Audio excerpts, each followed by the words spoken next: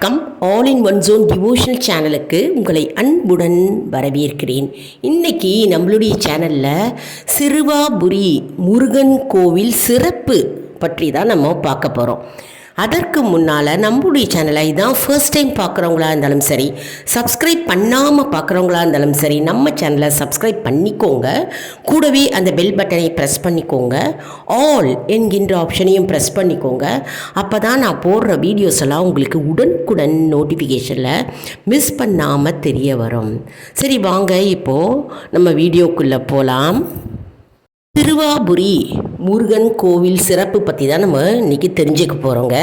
அதாவது சிறுவாபுரி முருகன் கோவில் அப்படின்னாலே பக்தர்களின் மனம் கவர்ந்த கோவிலாக திகழ்கிறது.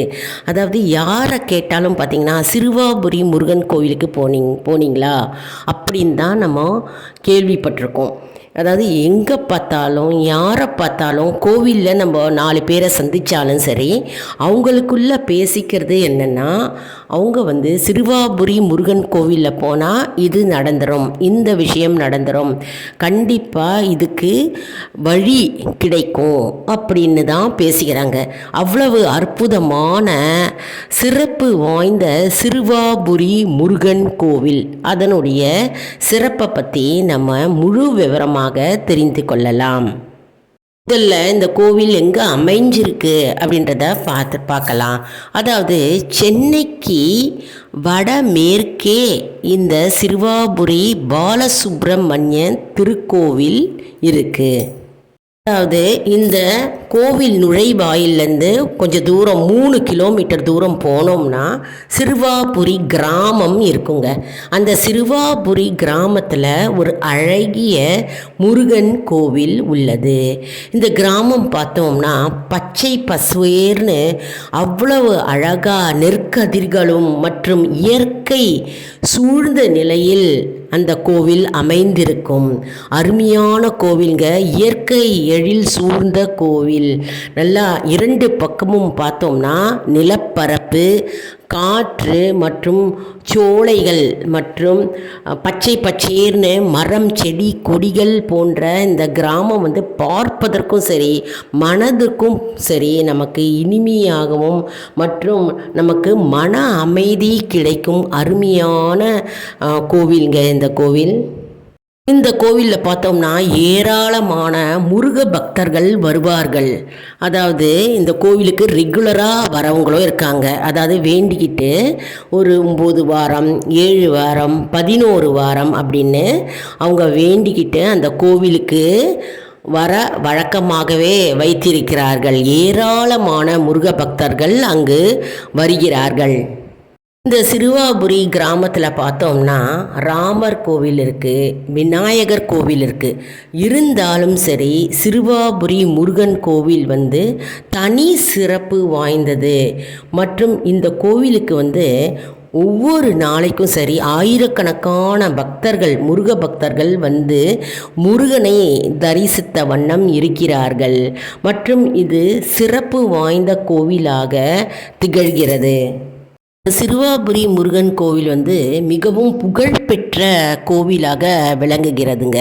அதாவது இந்த சிறுவாபுரி முருகன் கோவிலுக்கு நம்ம முருகனை தரிசித்தால் அந்த ஆண்டு முழுவதும் நமக்கு மன நிம்மதியாக இருக்கலாம் என்பது பக்தர்களின் கூற்றாகும். அதாவது மன நிம்மதி அப்படின்னா எப்படி கிடைக்கும்?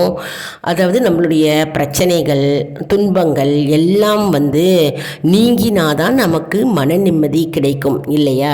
அதனால் அந்த முருகன், சிறுவாபுரி முருகன் கோவிலுக்கு நாம் தரிசனம் செய்தாலே போதுங்க, நம்முடைய பிரச்சனைகள் இருந்த இடம் தெரியாமல் போகும் என்பது நம்பிக்கை. மேலும் இந்த சிறுவாபுரி முருகன் கோவிலில் சில பக்தர்கள் அதாவது வேண்டுதல்கள் வைக்கிறார்கள். அதாவது 11 வாரம் வீடு வாங்கணும் அப்படின்னு நினச்சிட்டே இருப்பாங்க. ஆனால் வீடு வாங்குவதற்கு ஒரு சந்தர்ப்ப சூழ்நிலை மற்றும் பண வசதி இல்லாமல் இருக்கும் சூழ்நிலை இருக்கும்.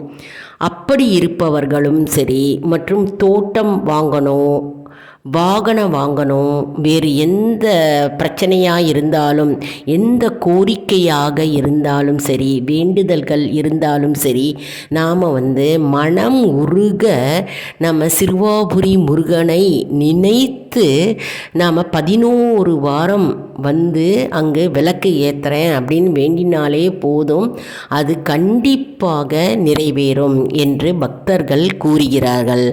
அதாவது இது எப்படி நான் தெரிஞ்சுக்கிட்டேன் அப்படின்னா, எனக்கு ஒரு தோழி இருக்கிறாங்க. அதாவது கோவிலுக்கு போயிட்டு வரும்போது ஒரு தோழி வந்து அவங்களுடைய அனுபவத்தை வந்து பகிர்ந்துட்டாங்க. அதாவது அவங்க வந்து 11 வாரம் நான் சிறுவாபுரி முருகன் கோவிலுக்கு வரேன்னு வேண்டிக்கிட்டாங்களாம். அவங்க வந்து வீடு கட்டணும் ரொம்ப நாளாக ரொம்ப வருஷமாக நினச்சிட்டு இருந்தாங்களாம். ஆனால் வந்து அதுக்கு சந்தர்ப்ப சூழ்நிலை வரவில்லை மற்றும் வந்து பண வசதியும் இல்லை. ஆனால் வந்து சிறுவாபுரி முருகனை வந்து அவங்க வந்து மனதார நினைத்து வேண்டிக் கொண்டார்களாம். கோவிலுக்கு வரேன், வந்து 11 வாரம் வந்து உனக்கு தீபம் ஏற்றுறேன் அப்படின்னு வேண்டிக்கிட்டாங்களாம். அப்போது என்ன ஆயிட்டா, அவங்க வந்து 11 வாரம் சிறுவாபுரி முருகன் கோவிலுக்கு சென்று விளக்கு ஏற்றி வந்தார்களாம். அப்படி விளக்கேற்றி வரும்போது அவங்க 11 வாரம் தொடர்ந்து முருகனை தரிசித்து வந்ததால் அவர்களுடைய கோரிக்கை அப்படியே நிறைவேறியது என்று அவர்கள் கூறுகிறார்கள். மிகவும் சக்தி வாய்ந்த அற்புதமான சிறுவாபுரி முருகன் கோவில்ங்க. இது மிகவும் புகழ்பெற்ற கோவிலாகும். அதனால் நம்மளுடைய வாழ்க்கையில் ஒரு முறையாவது நம்ம அந்த கோவில் போயிட்டு முருகனை தரிசிக்கலாம். நீங்கள் வந்து கூகுளில் போட்டாலே போகிறோம், உங்களுக்கு லொக்கேஷன் எப்படி போகிறது வர்றது, எப்படி வாகன வசதி அதெல்லாம் வந்து நீங்கள் தெரிஞ்சுக்கலாம்.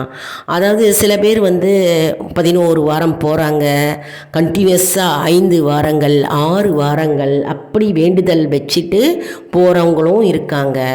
அதனால் அந்த கோவிலுக்கு போகாதவங்க இதான் முதல் தடவை கோவிலுக்கு போக போகிறீங்க அப்படின்னாலும் நீங்கள் வந்து லொக்கேஷன் தெரிஞ்சுக்கிட்டு நீங்கள் அழகாக நீங்கள் போகலாம். அதான் பஸ்ஸுலேயும் போகலாம் மற்றும் வந்து நம்ம ப்ரைவேட் வண்டியும் வச்சுட்டு நம்ம அந்த கோவிலுக்கு போகலாம். கண்டிப்பாக வாழ்க்கையில் ஒரு முறையாவது உங்களுடைய குடும்பத்தாருடன் சேர்ந்து நீங்கள் முருகனை தரிசித்து வாங்கள், முருகனுடைய அருளை பெறுங்கள்.